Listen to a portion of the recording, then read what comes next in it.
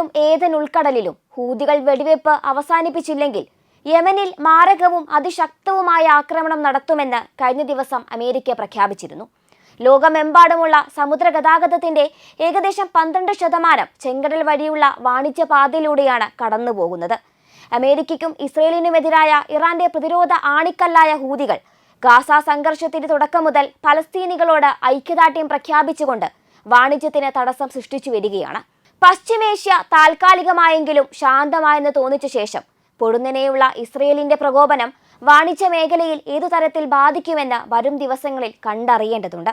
Joe Biden ഭരണകൂടത്തെ അപേക്ഷിച്ച് ഇസ്രയേലിനോട് പരിധിയില്ലാത്ത വാത്സല്യമാണ് ഡൊണാൾഡ് ട്രംപിനുള്ളത്. ഇപ്പോഴത്തെ ആക്രമണത്തിന് ട്രംപിന്റെ തുടർച്ചയായ ആഹ്വാനങ്ങളും പ്രേരകമായിട്ടുണ്ട്. ബാക്കിയുള്ള ബന്ദികളുടെ കാര്യത്തിൽ ഹമാസിൽ നിന്ന് അനുകൂല നടപടി ഉണ്ടാകാത്തത് അമേരിക്കയെ പ്രകോപിപ്പിച്ചിരുന്നു. അതേസമയം ഇസ്രയേലിന്റെ ആക്രമണം എണ്ണ ഉൽപാദക രാജ്യങ്ങൾക്ക് സത്യത്തിൽ ആശ്വാസം പകരുന്നതാണ്. ഒരു ഘട്ടത്തിൽ $70 താഴെ പോയ ക്രൂഡ് വില ആക്രമണ വാർത്തയ്ക്ക് പിന്നാലെ 1% ഉയർന്നിട്ടുണ്ട്. $60 എണ്ണവില താഴ്ന്നേക്കുമെന്ന മുന്നറിയിപ്പിനിടെയാണ് പശ്ചിമേഷ്യ വീണ്ടും പുകയുന്നത്. പശ്ചിമേഷ്യൻ സംഘർഷം കനത്താൽ ചെങ്കടലിലൂടെയുള്ള വാണിജ്യ കപ്പലുകളുടെ സഞ്ചാരത്തിന് അത് വിഘാതമുണ്ടാക്കും. ഇത് ചരക്കു നീക്കത്തിന് പ്രതിസന്ധി സൃഷ്ടിക്കും. കഴിഞ്ഞ ദിവസം അമേരിക്കയുടെ വ്യോമസേന യമനിലെ ഹൂതി വിമത കേന്ദ്രങ്ങളിൽ ആക്രമണം നടത്തിയിരുന്നു.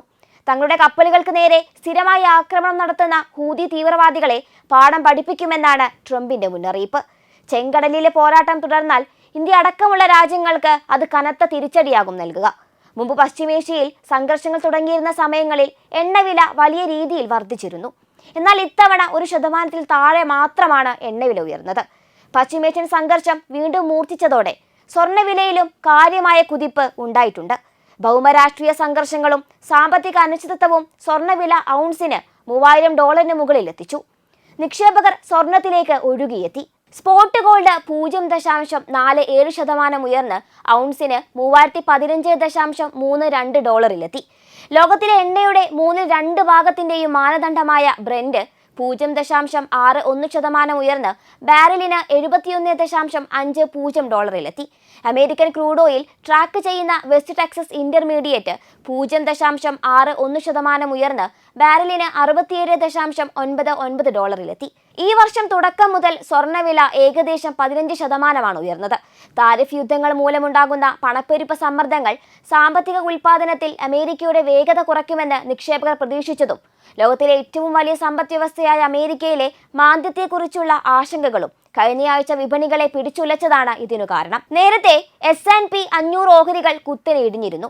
അമേരിക്കയുടെ ഓഹരി വിപണികൾ തുടർച്ചയായ 2ാം ദിവസവും നേട്ടത്തിലെത്തി. കഴിഞ്ഞ മാസത്തെ റീറ്റെയിൽ വിൽപ്പന ഡാറ്റ രാജ്യത്ത് ഉടനടി മാന്ദ്യമുണ്ടാകുമെന്ന ആശങ്കകൾ ലഘൂകരിച്ചതോടെ അമേരിക്കയുടെ ഓഹരി സൂചികകൾ ഉയർന്നു. ഇതിനിടെ ഡൊണാൾഡ് ട്രംപിന്റെ തത്തുല്യ ചുങ്കം ഏർപ്പെടുത്തൽ ഏപ്രിൽ 2 മുതൽ പ്രാബല്യത്തിൽ വരുന്നതും ആശങ്ക ഉയർത്തുന്നുണ്ട്. നടക്കാനിരിക്കുന്ന അമേരിക്കൻ ഫെഡറൽ റിസർവിന്റെ അടുത്ത ധനനയ പ്രഖ്യാപനത്തിലാണ് ഇപ്പോൾ വ്യാപാരികളുടെ ശ്രദ്ധ.